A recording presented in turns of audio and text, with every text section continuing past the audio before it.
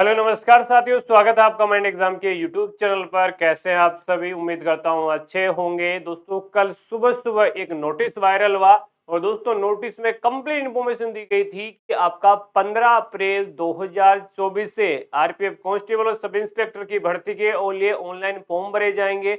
इसी के साथ दोस्तों है वो आपकी यहाँ एज में 3 साल की छूट दी गई है और दोस्तों पदों को भी दुगुना बताया गया। तो दोस्तों जब शाम ढलती समय तक पीआईबी ने फैक्ट चेक के माध्यम से उस नोटिस को फर्जी यानी दोस्तों फेक करार दे दिया। आखिर क्या सच्चाई है, क्या रेलवे की तरफ से जवाब आया है, क्या नोटिस सही है या 15 तारीख से आपके ऑनलाइन फॉर्म शुरू हो जाएंगे। और दोस्तों इसमें जो चीजें मेंशन है डिटेल से दोस्तों बात करने वाले हैं, क्योंकि अभ्यर्थी बेसब्री से इस भर्ती का इंतजार कर रहे थे कि कहीं ना कहीं भर्ती आ जाए और हम इस में जुड़ जाए और अपने आरपीएफ में भर्ती होने का सपना है वो निश्चित तौर पर पूरा कर सके। चलिए दोस्तों कंप्लीट जानकारी इस वीडियो में देखेंगे, तो वीडियो को अंत तक जरूर देखिएगा। साथ ही वीडियो को लाइक और शेयर करना बिल्कुल भी मत भूलिएगा। कंप्लीट जानकारी क्या सही है या दोस्तों आपका है किसी ने है मोए मोए सभी का कर दिया है, तो कंप्लीट जानकारी के लिए वीडियो को अंत तक जरूर देखिएगा। सबसे पहले दोस्तों उसी नोटिस पर चलते हैं और दोस्तों नोटिस में क्या क्या चीजें हैं वो मेंशन की गई है। पहली बात दोस्तों, मैं सबसे पहली बात आपको यही बताता हूं, यहाँ लिखा गया है RRB SC advertisement CN RPF 01 2024 RPF 02 2024 और डेट लिखी गई है कि 2/3/2024 को ये नोटिफिकेशन है वो आपका रेलवे की तरफ से जारी किया जाएगा। या दोस्तों जो एम्प्लॉयमेंट न्यूज आपका आएगा, जो नेक्स्ट एम्प्लॉयमेंट न्यूज आएगा उसमें इस भर्ती को नोटिफिकेशन देखने को मिलने वाला है। इसके अलावा दोस्तों अगर मैं इस नोटिस को कंप्लीट देखूं तो दोस्तों ये नोटिस 100% सही लग रहा है। अब मैं उस नोटिस की बात कर लेता हूं जो पीआईबी ने यहाँ फैक्ट चेक किया है। पीआईबी ने फैक्ट चेक किया है कि हाँ ये नोटिस हमने फर्जी पाया गया है। Ministry of railway has not issued any such job notification. अब मैं पीआईबी फैक्ट चेकर की आपको बात करता हूं और मैं दोस्तों एक रियल बात बताता हूं और आप में से कई साथियों को पता भी होगा।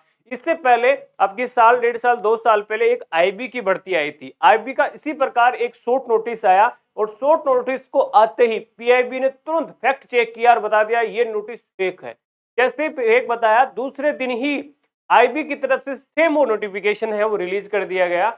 यानी क्या ये नोटिस सही है या नहीं है, ये पीआईबी, क्योंकि रेलवे की तरफ से कोई भी ऐसा ट्वीट या दोस्तों आरआरबी की तरफ से ऐसा कोई ट्वीट या ऐसी कोई नोटिस तरफ से आरआरबी की तरफ से जारी नहीं किया गया है, क्योंकि इसमें कंप्लीट इंफॉर्मेशन दी गई है।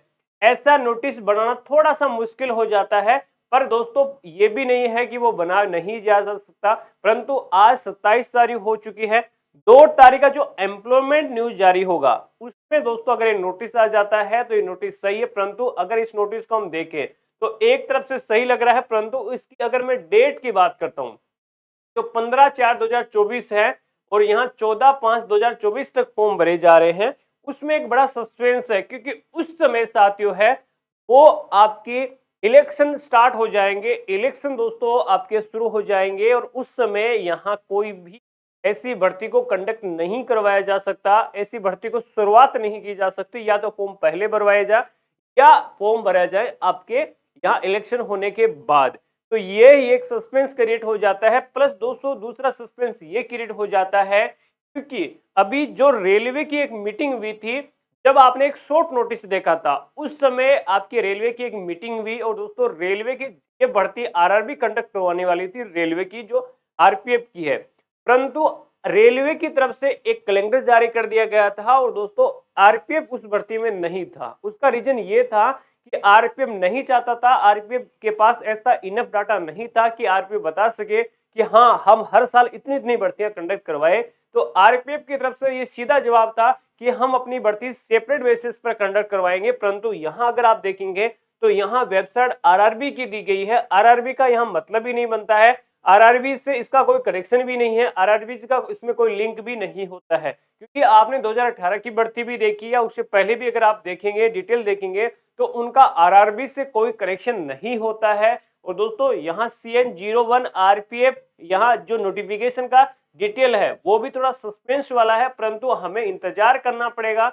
एक तरफ से अगर देखें तो इसमें एक एक डिटेल है वो दी गई है। और दोस्तों यहाँ 3 साल का रिलैक्सेशन भी दे दिया, one time major due to कोविड-19 पेंडेमिक की वजह से यह रिलैक्सेशन भी दे दिया है। एज भी काउंट 1/7/2024 से होने वाली है। क्योंकि अगर वैकेंसी आएगी तो एक साथ से एज काउंट नहीं होगी, एज काउंट होगी 1/1/2024 से।